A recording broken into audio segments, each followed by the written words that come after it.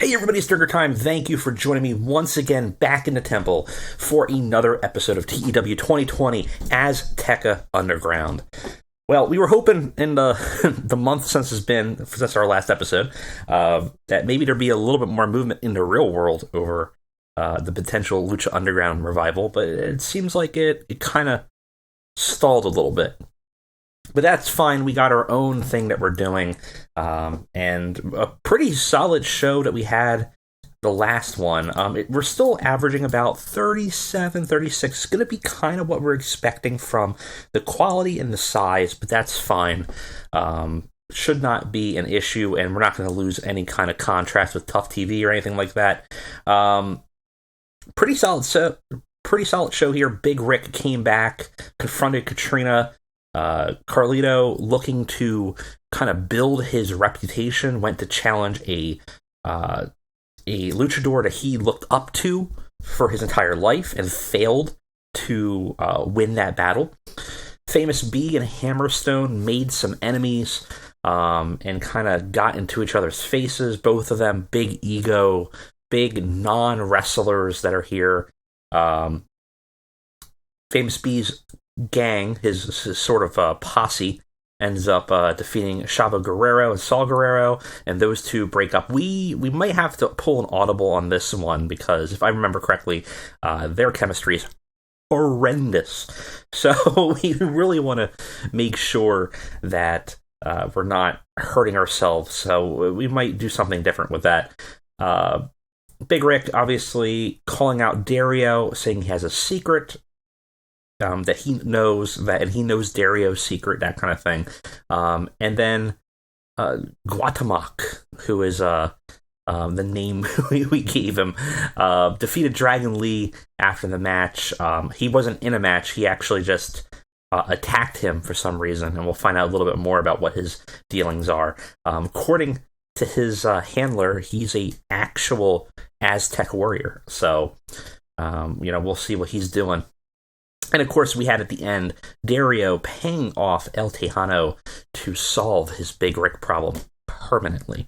So we got some build there. We got some storylines leading into things, and then we have a ton of other storylines that we kind of want to touch on. Some of them not necessarily at the same time. We kind of want to space them out as we go through the first season of Azteca Underground here. So that's going to be kind of how we're building it up. Let's go ahead and get into the show. We'll fast forward, make sure nothing bad happens in the backstage, and then we'll move on. Okay, so we got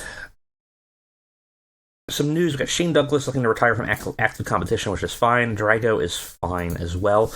Question for you guys before we get into the show. In this one, we have not updated the roster since any of the recent WWE firings.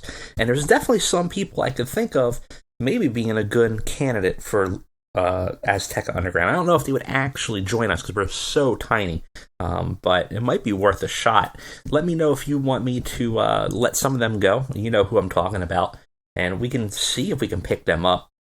I could always cheat and bring them in, but it's not really something I want to do for this. We'll keep some semblance of reality here. They may not be interested in joining this weird thing, but they may sign up with AAA, who we might be able to get them over on a loan or something like that. So there's definitely some options for us as being part of that relationship.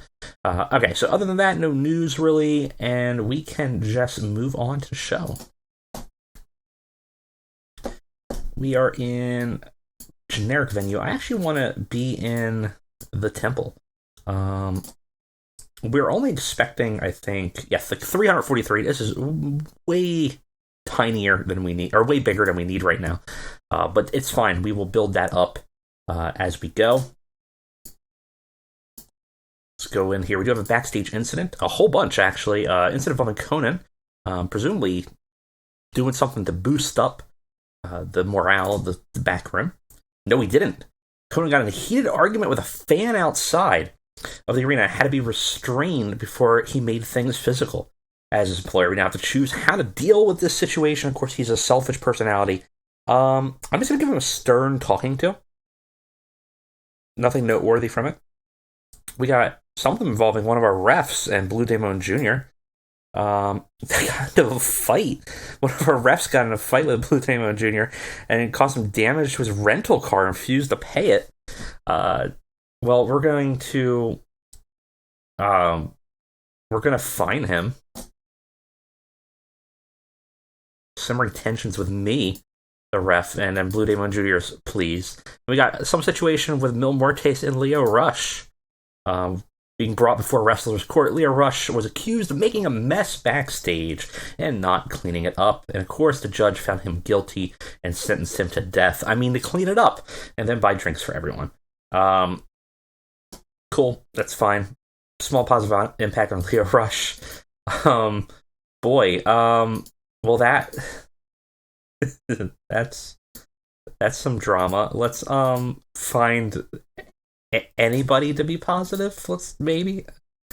We knew we were gonna get into some issues with people, so this is to be expected. But they expect refs beating up people in the street, or her road agent. But hey, that is what it is. All right, let's go ahead and let's book this show. Get another episode of Azteca Underground on the books here.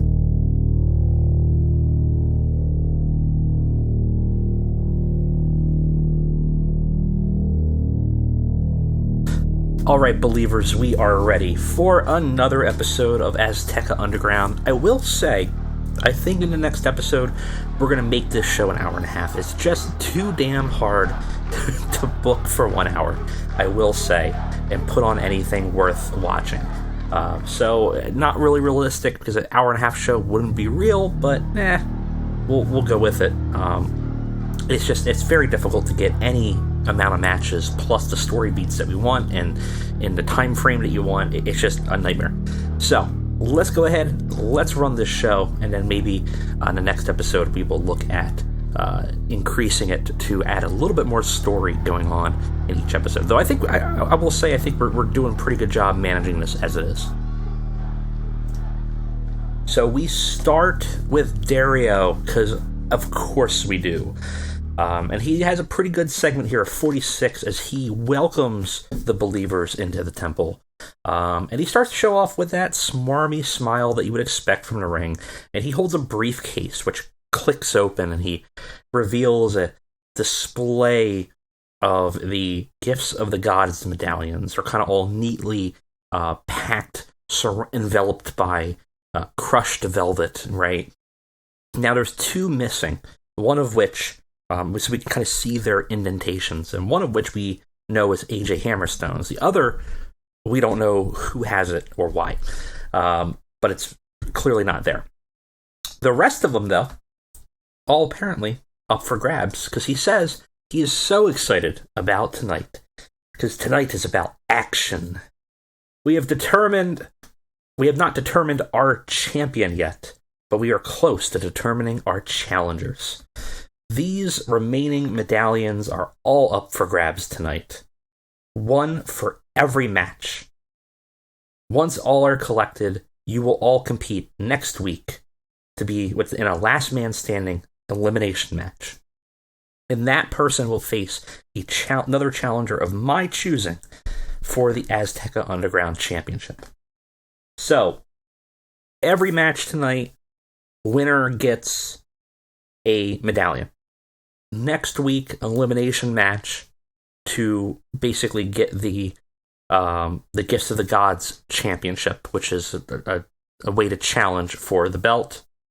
And that person then will go on to face a different challenger that Dario handpicked. Got it? Okay. So, a little confusing. Now, you're not required to get the Gifts of the Gods all the time to challenge. Someone could individually challenge a champion, and that champion could accept.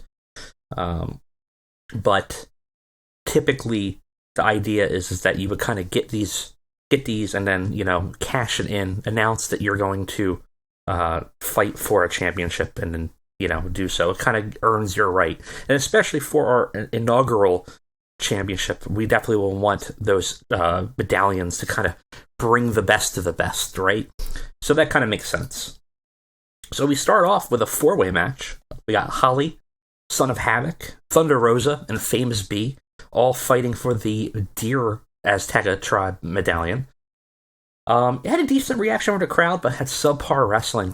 Son of Havoc defeats Holly, Thunder Rosa, and Famous B in 6 minutes. Son of Havoc gets a pin, pins Holly with a quick cradle after Thunder Rosa and Famous B ended up diving themselves out of the ring in a fight, leaving Holly exposed, and her inexperience kind of caught up with her.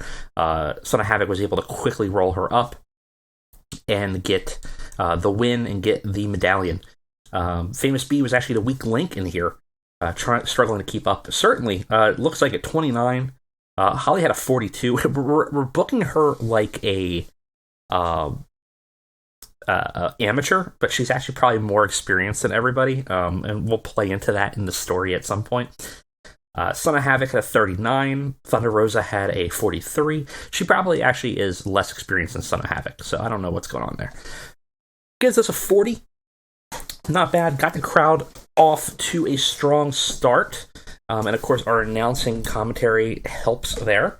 And got the crowd hotter. So, pretty good. And of course, that means Son of Havoc is now one of the Gifts of the Gods medallion holders. Afterwards, Thunder Rosa, who's kind of had some heat with Holly in the past, I should say, is clearly upset at the loss, thinking that she should have had it in the bag, but, Holly basically lost the match for everybody. That wasn't Son of Havoc. And after some words are exchanged, she starts to brutally attack Holly, and beats her up in the ring corner and kind of leaves her battered and bruised, before kind of spitting at her and walking away. So the tensions between Thunder Rosa and Holly are at a fever pitch here, and there's no love loss between the two, clearly. We advance our storyline of skeletons in the closet and get us a 42 for this promo segment. It's not too bad. Afterwards, we got Big Rick, and is this his first real match? No, I think he had another match before. Competing against the Mac. The Mac actually defeats Big Rick by submission after interference when a ref wasn't seeing it. Tejano comes out and hits him with a bull rope belt. The bull rope belt, the big cowbell in the middle, and goes and bonks him, gets him all bloody, and the Mac ends up being able to kind of take that on and become the eagle holder for the Gifts of the Gods. So remember, Tejano was kind of hired to take care of our buddy here, Big Rick, by Dario. So obviously that could be a more permanent solution. It kind of was hinted that he wanted him kind of murdered, but right now certainly he wants him to kind of keep him, at bay. And it certainly seems like that's what Tejano did here. Rick had a 38, Mac had a 40. We increase and gain heat for the impossible return. And not bad, 42. Afterwards, Rick and Tejano kind of fight it out, and Tejano assaults Rick after costing him a match. And post-match, Rick fights him off. Tejano was kind of going in to do some real damage to him with the rope, but Rick was able to overpower him and actually kind of got him running off a little bit. So clearly the two of them are going to be going at it. We lose heat here, unfortunately. Tejano maybe hurting us here. It's penalized for a poor gimmick. We might have to look into that. It's a 35. It's not really where we want to be for this segment. Now, we cut backstage to Holly, who's in the bathroom, the really, really shitty-looking bathroom of the Azteca Underground temple. She's treating her wounds, kind of looking into the mirror, and then just kind of sighs, looking at herself, kind of contemplating why she's even there. And a voice kind of comes from the corner and then in the mirror, almost materializing behind her, oddly enough. It's a mysterious figure, Genevieve LaRue.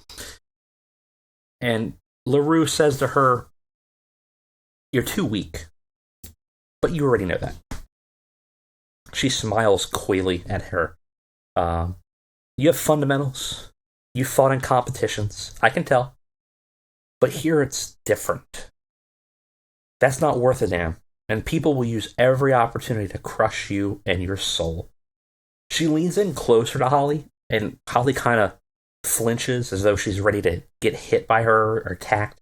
It looks like, in fact, at first that maybe she was going in for some type of attack, but instead she kind of just places her hands on either side of Holly's arms and kind of pulls closer to whisper into her ear. But you have a secret inside. I can see it. You know it too. And you can use it to make them suffer. Holly blinks and kind of ponders before finally speaking to LaRue. Can you teach me? For a cost? Is it worth it to you?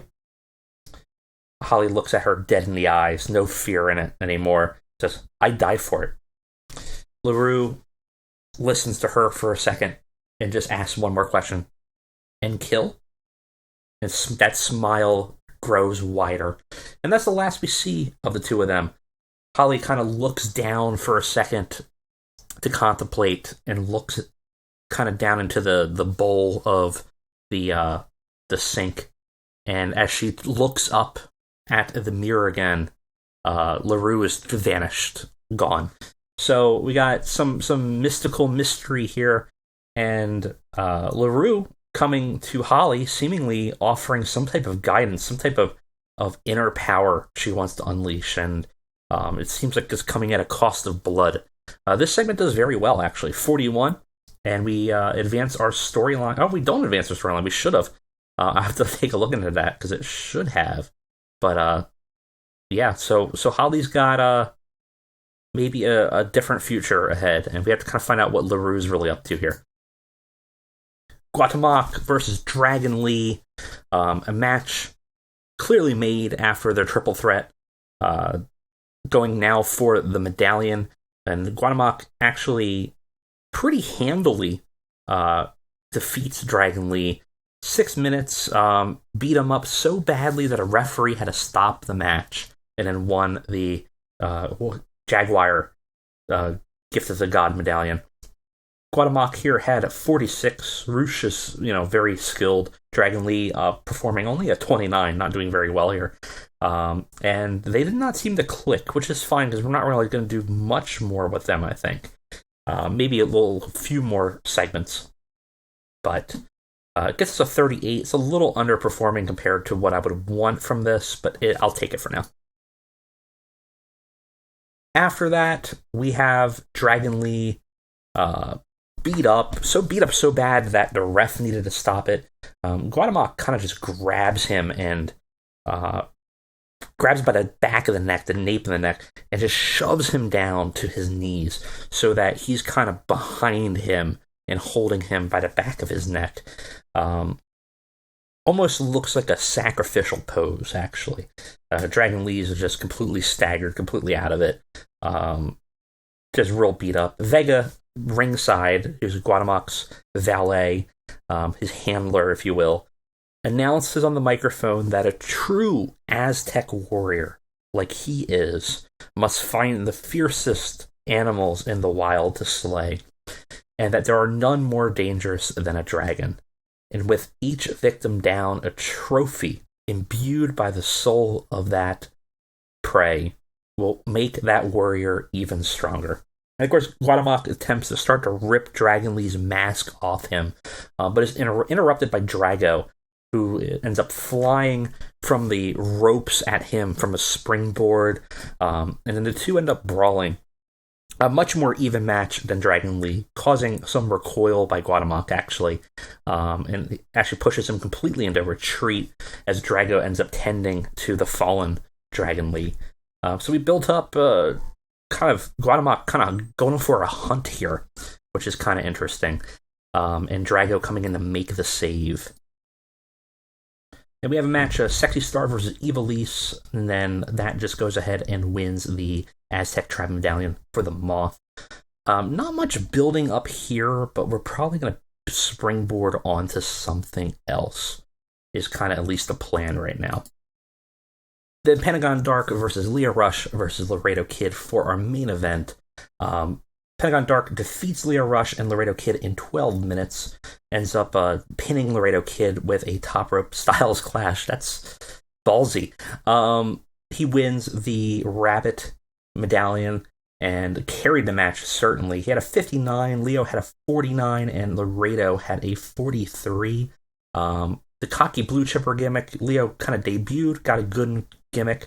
We got to do something with him. I haven't really figured out where I want him to fit in the future storylines. I think he's going to be in sort of our phase 2 after these initial episodes. So we'll kind of come back to Lio Rush later. Gets us a 57. That is a pretty good way to end the show. Afterwards, though, Pentagon Dark reacts weirdly. After the match, he sees a figure standing up in the corner, sort of in the rafters area where they kind of, if you haven't seen the temple, it's not like a curtain. They kind of go upstairs, and then there's an entrance on the top. There's someone standing there, dressed almost like a skull, and in black and white, and almost looks like a skeleton up there. And Pentagon looks startled. The person with no fear looks like he has a little fear, and just can't keep his eye off of him until he walks away, never really breaking sight. So there's something between the two of these, this new debuting wrestler that we don't know anything about, and there's some kind of past here that we're going to have to learn about. Demonio Jr. debuted and got the demonic martial artist gimmick and got an initial rating of great. And we start this storyline between Pentagon and him of Demons of Your Past. Ends the show nicely. Actually, this might be our best rated show yet. 45, actually significantly higher than the rest of them. A lot of story beats. I think getting us to an hour and a half would be even better. We could even probably expand some of our roster a little bit, just to add a little bit more fodder, which will be very nice. We increase our popularity everywhere where Tough TV is at, and finish the show nicely. All right, let's see if we have any news here for us. Viewing figures are going to be bad. We know that. Not too worried about that, because we're not really building this in the long term. As long as we stay solvent and are able to continue our seasons, we will be fine. Being bigger would obviously be better, just because we get a little bit more leverage, but that's fine with what we're doing right now for the type of show that we're at. And we got a pretty good show all around, which is pretty solid for what we are working with right now. Overall, I think it was a pretty good show. So thank you guys for joining me. I will see you next time for another episode.